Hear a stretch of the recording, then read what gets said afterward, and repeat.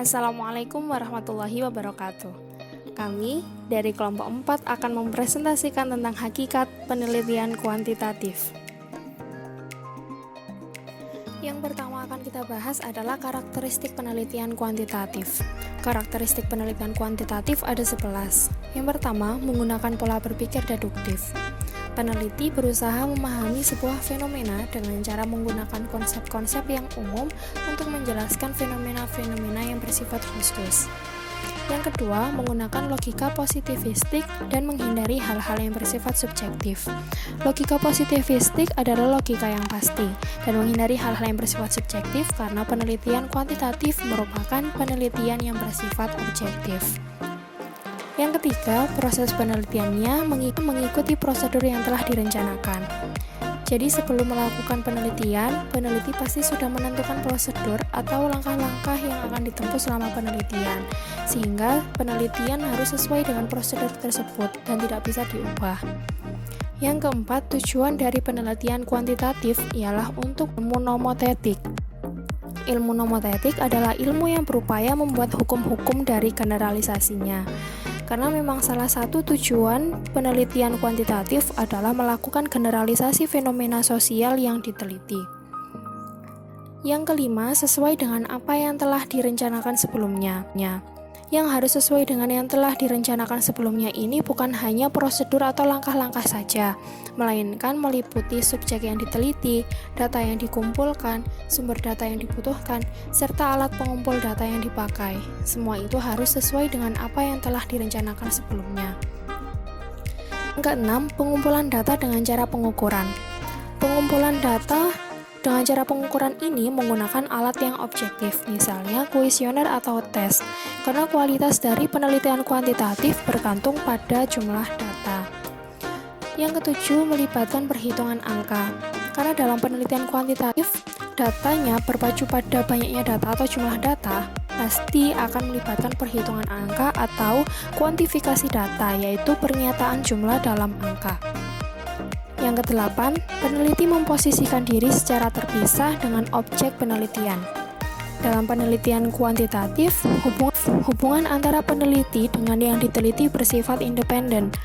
Dengan menggunakan angket atau kuesioner, maka peneliti hampir tidak mengenal siapa yang diteliti atau responden yang memberikan data, karena peneliti terlepas atau terpisah dengan objek penelitiannya. Yang kesembilan, analisis data dilakukan setelah semua data terkumpul.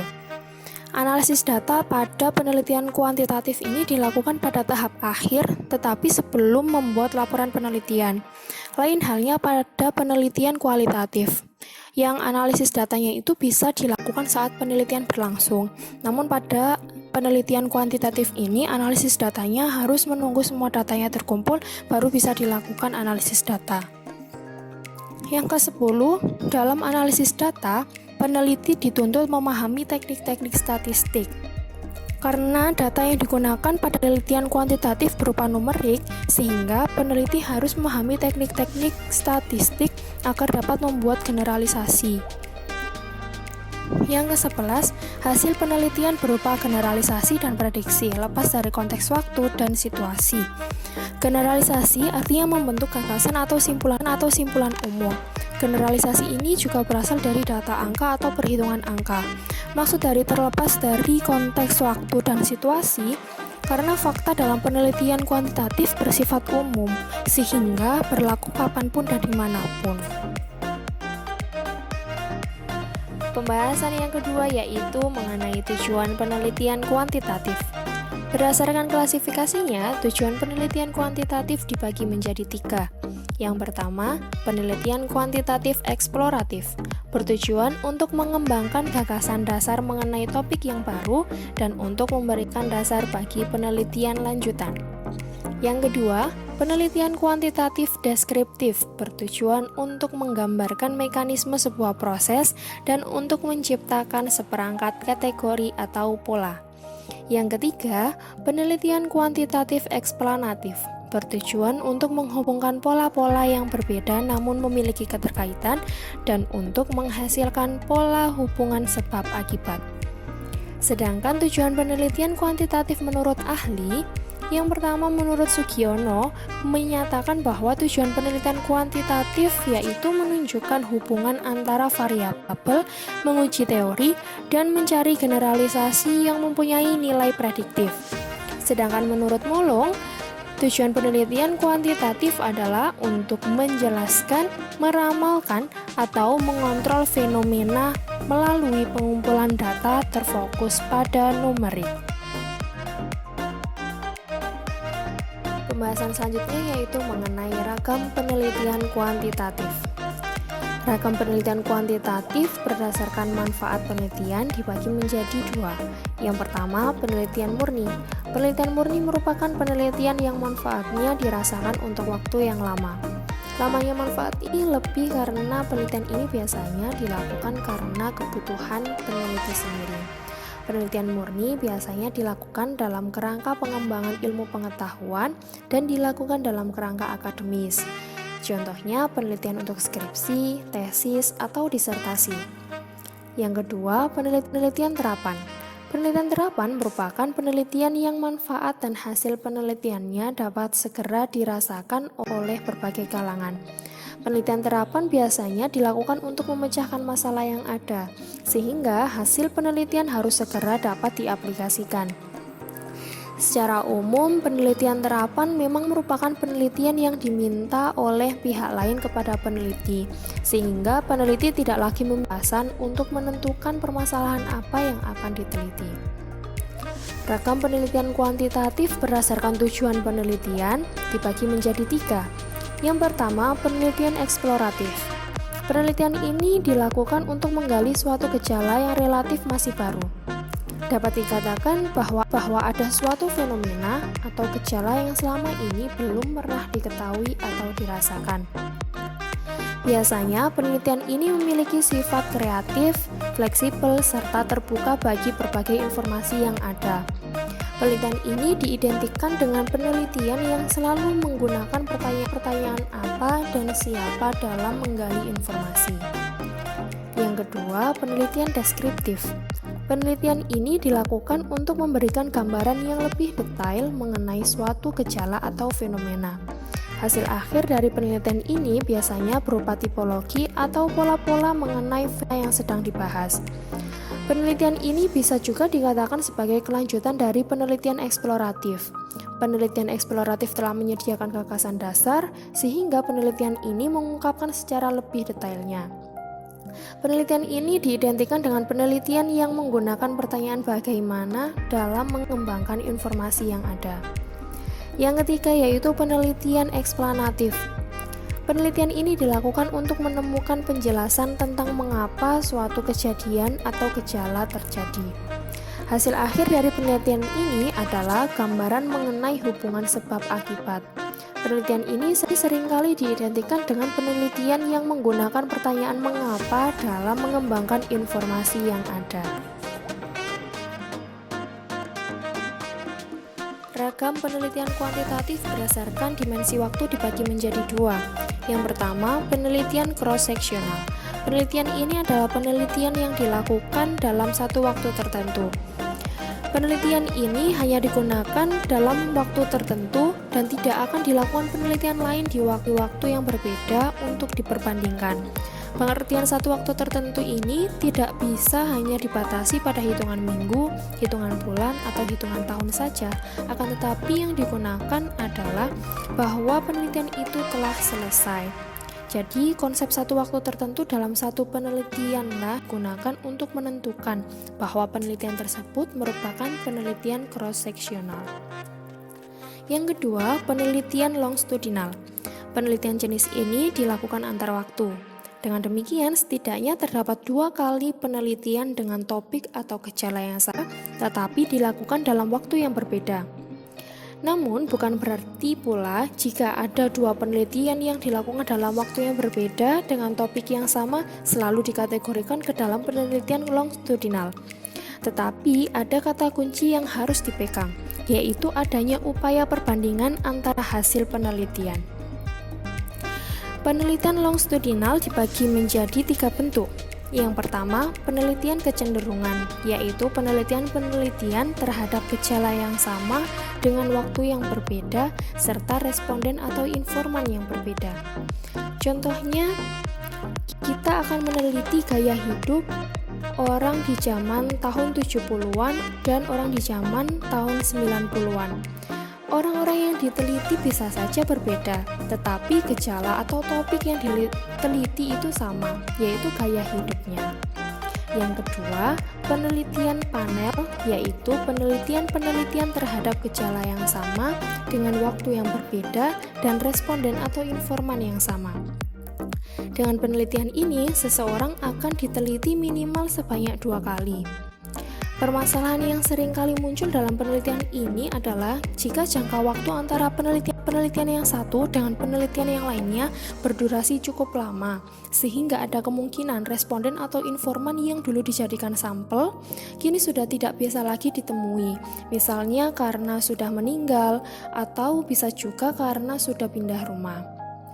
Yang ketiga, penelitian kohort, yaitu penelitian terhadap gejala yang sama yang dilakukan pada waktu yang berbeda dengan responden atau informan yang memiliki karakteristik yang sama. Dengan demikian, orang-orang yang diteliti berbeda, tetapi memiliki ciri-ciri yang sama. Ciri-ciri ini bisa berbentuk apapun, bisa jadi kesamaan pengalaman hidup, kesamaan tempat tinggal, kesamaan keturunan, kesamaan latar belakang pekerjaan, atau kesamaan-kesamaan lainnya. Ragam penelitian kuantitatif diklasifikasikan berdasarkan teknik pengumpulan data. Yang pertama, penelitian survei. Penelitian survei merupakan sebuah penelitian yang digunakan untuk memecahkan masalah sesuai dengan pertanyaan yang sudah diajukan atau sesuai dengan masalah yang diamati. Pada umumnya, penelitian ini dilakukan untuk menggambarkan apa yang ada dalam jumlah berapa dan dalam konteks apa. Penelitian ini merupakan penelitian yang menggunakan kuesioner sebagai penelitian. Kuesioner merupakan lembaran yang berisi beberapa pertanyaan dengan struktur yang baku. Dalam pelaksanaan survei, kondisi penelitian tidak dimanipulasi oleh peneliti. Yang kedua, penelitian eksperimen. Penelitian ini dapat dilakukan di alam terbuka maupun di alam tertutup. Kondisi dalam penelitian eksperimen dimanipulasi oleh peneliti sesuai dengan kebutuhan peneliti. Dalam kondisi yang telah dimanipulasi tersebut, dibuatlah 2 kelompok, yaitu kelompok kontrol dan kelompok pembanding. Kepada kelompok kontrol akan diberikan treatment atau stimulus sesuai dengan tujuan penelitian. Hasil dari reaksi kedua kelompok tersebut kemudian diperbandingkan. Yang ketiga, analisis isi. Penelitian ini dilakukan bukan kepada orang, tetapi lebih kepada simbol, gambar, film, dan lain sebagainya. Pada material yang dianalisis, misalnya surat kabar, dihitung berapa kali tulisan tentang topik tertentu yang muncul. Lalu dengan alat bantu statistik dihitung. Yang keempat, penelitian lapangan. Penelitian ini bisa dimulai dengan perumusan permasalahan yang tidak terlalu baku. Instrumen yang digunakan juga hanya berisi tentang pedoman wawancara. Pedoman wawancara ini dapat berkembang sesuai dengan kondisi yang ada di lapangan. Yang kelima, analisis wacana. Penelitian ini serupa dengan analisis wacana. Hanya saja bukan frekuensi tampilan dari topik tertentu yang dipilih dalam material yang sudah ditemukan, tetapi lebih jauh mengkaitkan topik tersebut pada setting atau kondisi yang muncul bersamaan atau melatar belakangi topik tersebut. Yang keenam, Perbandingan sejarah. Penelitian ini bertujuan mengumpulkan data dan menjelaskan aspek-aspek kehidupan sosial yang terjadi di masa lalu. Penelitian ini sebaiknya difokuskan pada satu periode sejarah, beberapa kebudayaan berbeda, atau juga kombinasi antara periode sejarah dan kebudayaan yang berbeda. Selanjutnya, topik dan fokus kajian. Yang pertama, topik pada penelitian menjadi gagasan utama yang harus dipelajari dan dieksplorasi oleh peneliti. Topik dan fokus kajian pada penelitian harus dipilih sendiri oleh peneliti dan bukan oleh si pembimbing. Caranya dengan menulis judul yang jelas dalam proposal penelitian. Yang kedua, judul menjadi sarana yang memberikan orientasi. Judul yang baik dan terencana akan menjadi jalan utama untuk masuk ke dalam penelitian guna tetap fokus pada proyek penelitian. Selanjutnya, topik akan menjadi penuntun dan memberikan petunjuk atas apa yang harus diteliti oleh peneliti, serta menjadi petunjuk yang digunakan untuk menyampaikan gagasan penelitian kepada orang lain. Yang ketiga, dalam penentuan topik dan fokus kajian, peneliti harus mempertimbangkan alasan-alasan utama mengapa topik penelitian tersebut benar-benar dapat diteliti.